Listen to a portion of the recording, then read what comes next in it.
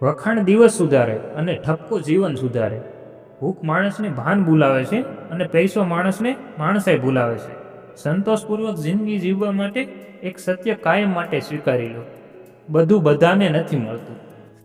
ગીતામાં કહ્યું છે, કંઈ મળે ત્યારે અભિમાન નહીં કરવાનું, કારણ કે જે ગમે ત્યારે આપી શકે છે તે ગમે ત્યારે પાછું પણ લઈ શકે છે. બોલવું તો સહેલું છે, પણ સાંભળવું બહુ અઘરું છે. તેથી મનગમતું બોલવા માટે અણગમતું સાંભળવાની તાકાત પણ હોવી જોઈએ.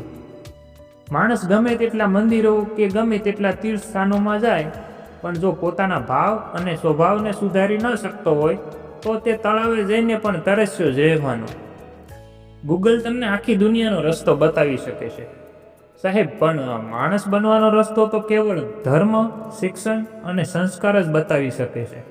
પૃથ્વી પર કોઈ વ્યક્તિ એવી નથી જેને સમસ્યા ના હોય, અને પૃથ્વી પર કોઈ સમસ્યા એવી નથી કે જેનું કોઈ સમાધાન ના હોય. મંજિલ ભલે કેટલી પણ ઊંચી કેમ ના હોય, રસ્તો હંમેશા પગ નીચે જ હોય છે. ભગવાન શ્રી કૃષ્ણ કહે છે, નીતિ સાફ રાખો તો ક્યારેય રણનીતિ ઘડવી નહીં પડે. સુખ દુઃખ તો જિંદગીનું ભાડું છે સાહેબ, એ તો સોએ ભરવું તો પડશે જ.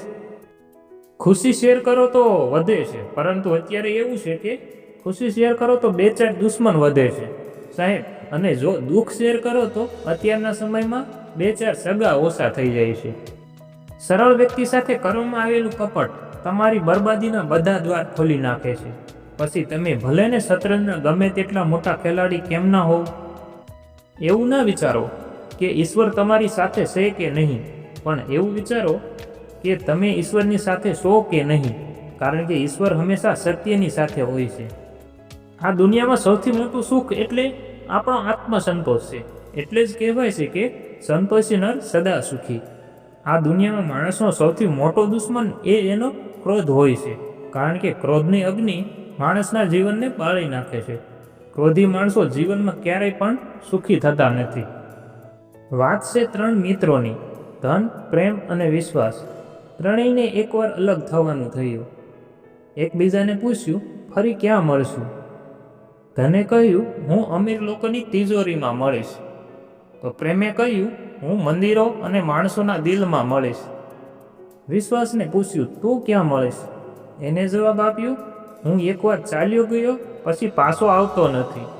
તો દોસ્તો, કોઈનો વિશ્વાસ ન તોડતા. શર્ટનું ખિસ્સું અને માણસનું હૈયું બંને ડાબી બાજુ હોય છે, પરંતુ કડવી વાસ્તવિકતા એ છે કે પહેલાંના જમાનામાં ખિસ્સું ખાલી હતું પણ હૈયું ભરેલું હતું, અને આજે ખિસ્સું ભરેલું છે પણ હૈયું ખાલી ખમ છે. રાધે રાધે.